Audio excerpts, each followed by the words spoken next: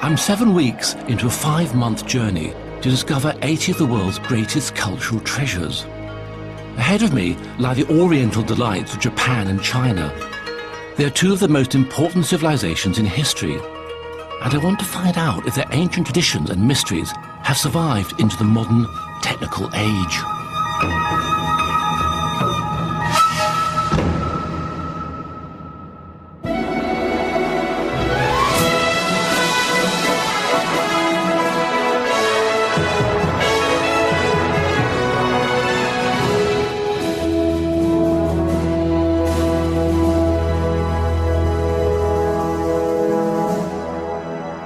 So far, I've travelled through the Americas, Australia, and Southeast Asia. From Cambodia, I've flown to Japan.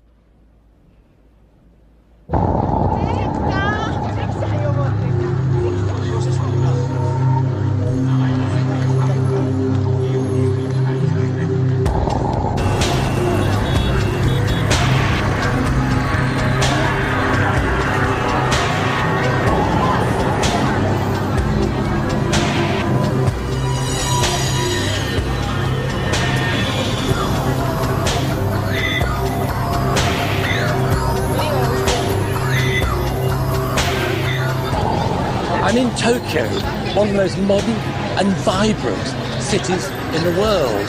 But all is not what it seems. This modernity is little more than skin deep, superficial, below our deep roots of tradition. I'm entering a secret world.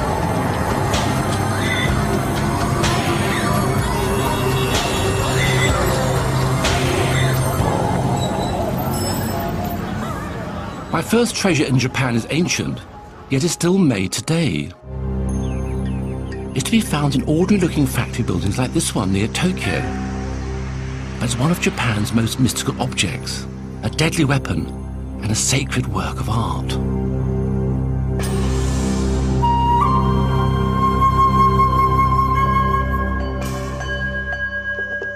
It all begins with a prayer at a shrine dedicated to one of the deities of Shinto, the ancient belief in the power of elemental nature spirits and the ancestors.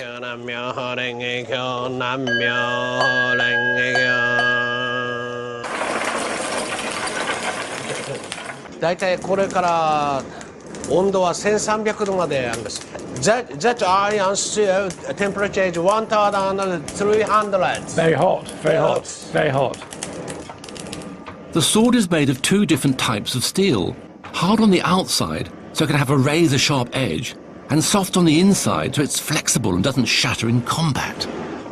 You want the hard steel on the edge, the outer? That steel is very strong. Yes. Soft is not breaking. Not breaking, so it'll be Hard is flexible. very sharp.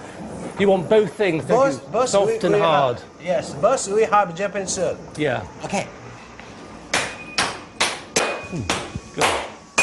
Oh, the hot steel is fantastic.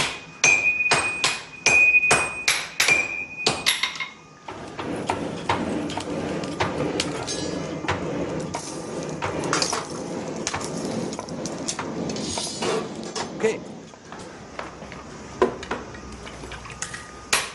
The steel is beaten time and time again until the sword takes shape. The making of a sword takes 100 days. Okay. Okay. Ritsuo meticulously applies clay to the sword. This hardens the steel and gives the blade a sharper edge. According to Shinto beliefs, it also helps give the sword spiritual meaning, because clay or earth is one of the 4 elements.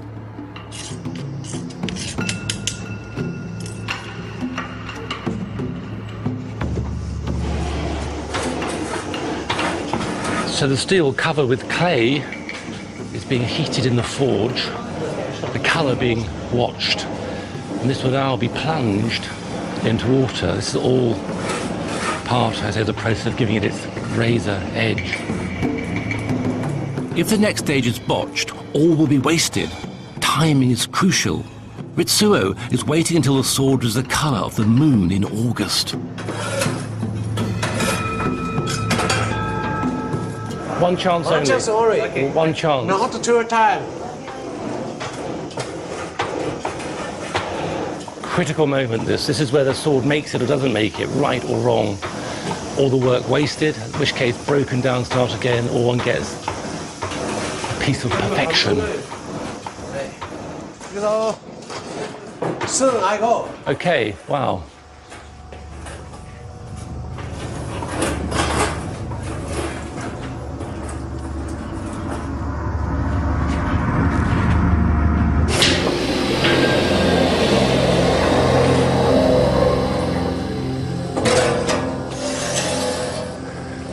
Can you tell if it was right?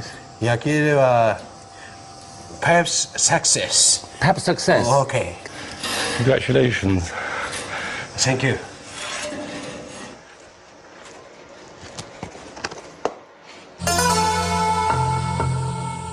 Accompanied by a symphony of cicadas, a samurai warrior is about to test a new sword. Will it shatter on impact, or will it cut like a razor?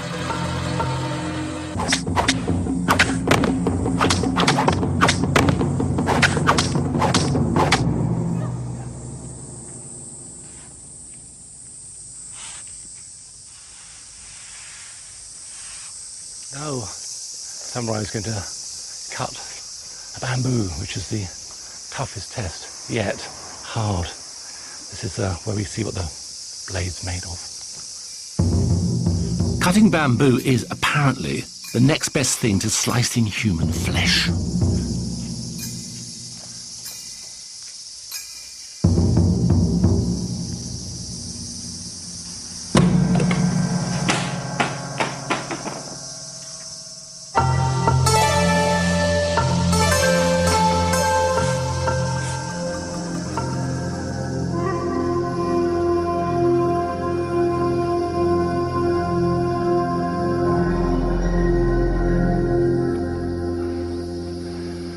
A clean, pure, sharp cut.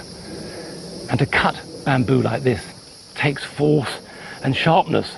The surface is very hard. I'm told this cut is equivalent to cutting through 2 human bodies. So clearly, the blade is good.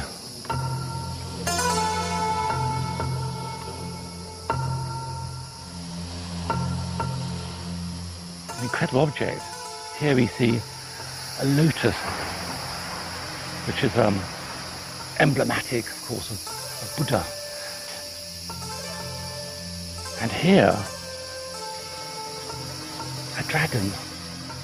The dragon represents the essential quality of the sword, the alchemy of the sword, the transformation of base metal, really, into a spiritual thing, because the dragon seems to represent the 4 elements: fire, water, air, earth. It comes from a cave. This is saying this sword is the quintessence of the elements, quintessence of nature. It represents the nature spirit, the nature gods of Shinto.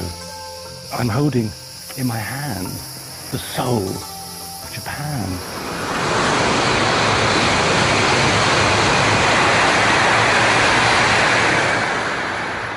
The samurai sword may seem light years away from Japan's great technological treasure, the bullet train, but both are born from the same yearning for precision in all things. In Britain, the bullet train is considered state-of-the-art, but it's been around in Japan for 40 years.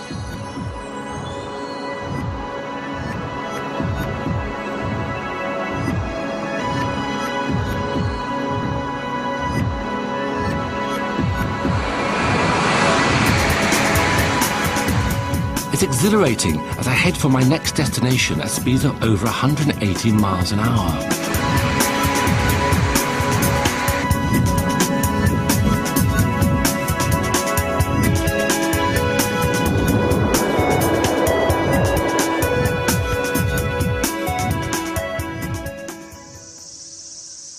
Himeji is much like any modern Japanese industrial city, but it possesses a very special treasure which opens a door to a medieval world of shogun warlords and their samurai warriors. I've come to Himeji to see a building that's full of secrets, that combines delicacy of detail with a violent function, that possesses a frightful beauty.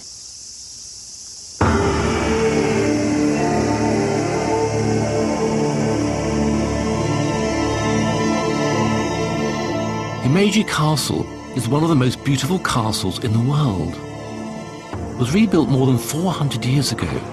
I've always wondered how this romantic fairy tale palace could also serve as a stern and daunting fortress. Don't be deceived by its pretty, almost fragile exterior. Its little roofs are made of timber and tiles. Its walls, too, look delicate, but they are built of compressed earth and thick enough to withstand shot and shell. So how impregnable is the castle? There's only one way to find out. I'm going to put it to the test.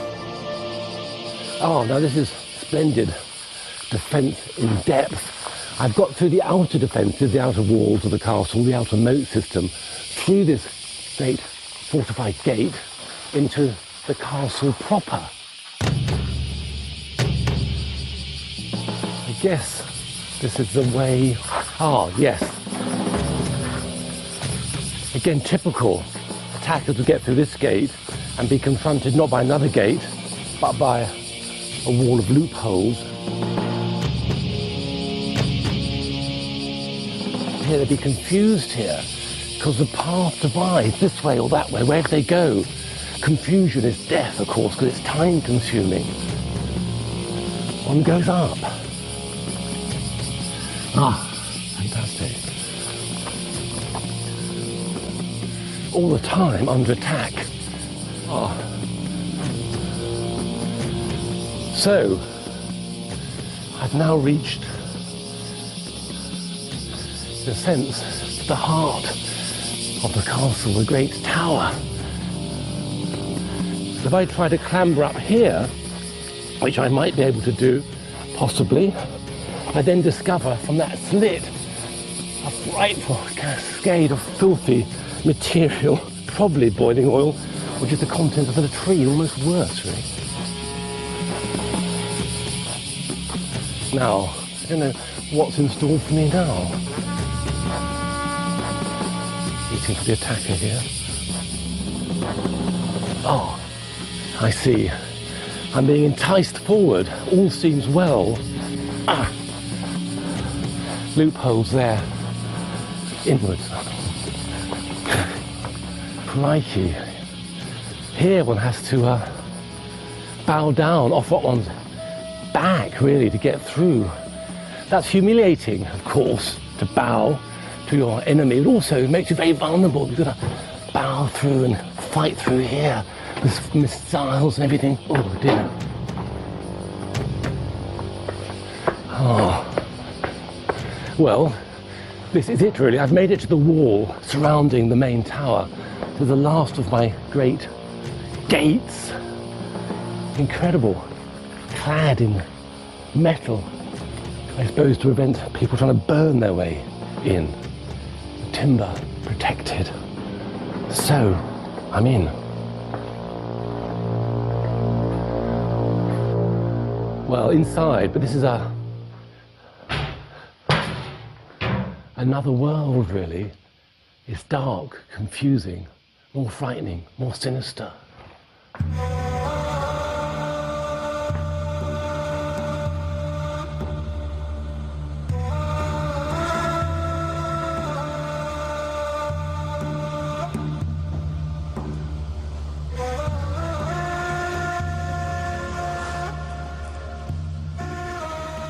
The upper levels of the tower are like a labyrinth. There's no clear route. Stairs go this way and that.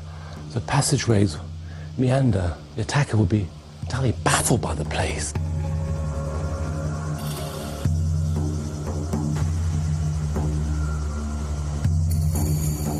The castle employs psychological warfare. It's a fortification of the mind. All is deception here. Nothing is quite what you think. And there are plenty of secret and savage defenses.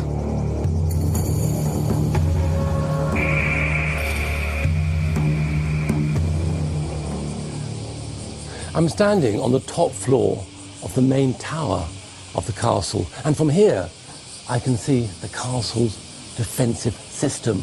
The gates, the walls, the moats, the towers, I can see my route of attack, the gate I entered by, and the way I had to wind around and between these walls and through these gates to get here. But I'm standing where no real attacker ever stood.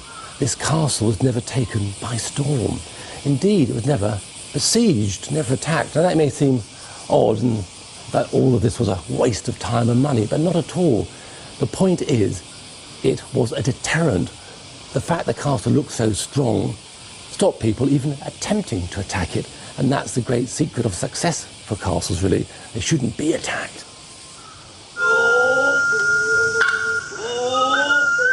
As the sun sets over Himeji, a performance of No Theatre gets underway in the shadows of the castle. No Theatre is beguiling and mysterious. The performance is sparse, yet strangely mesmerizing. It's quintessentially Japanese. Every detail is precise, every movement perfect.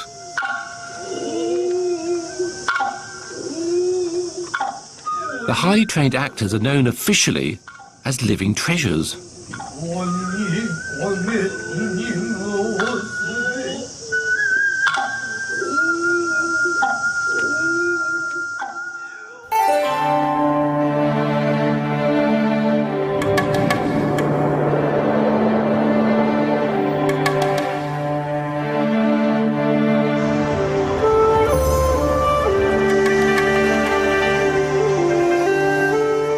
The ancient city of Kyoto is famous for its temples, sacred gardens and shrines.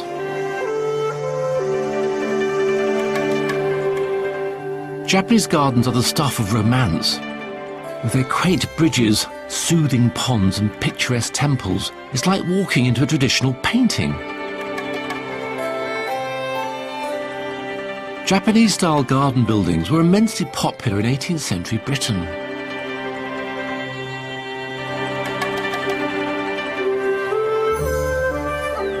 My treasure in Kyoto is a garden, but a very different kind of garden. One that I hope will help me on my journey around the world.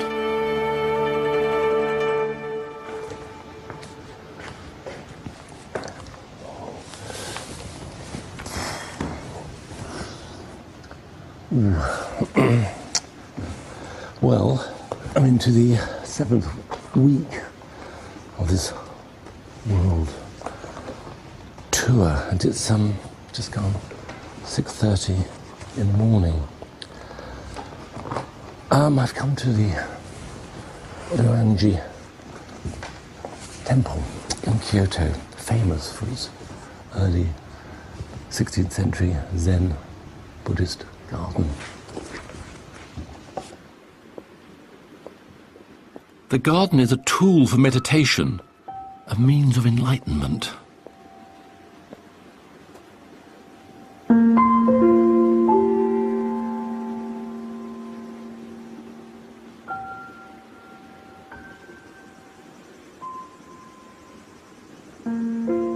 But my first impression is disconcerting. It all looks so arid. Nevertheless, I focus my mind on the rocks and gravel to find that intuition, that flash of awareness called Satori, which lies at the heart of Zen Buddhist belief.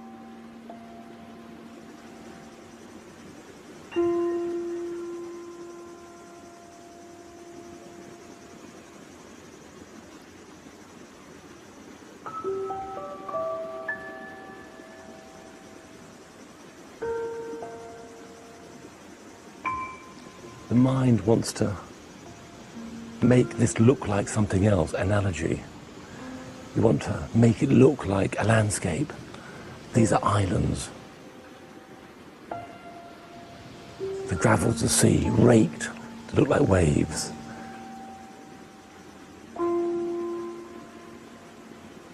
And the wall, the mud wall with this oil, this you begin to see as a setting sun, as a landscape too. Again, very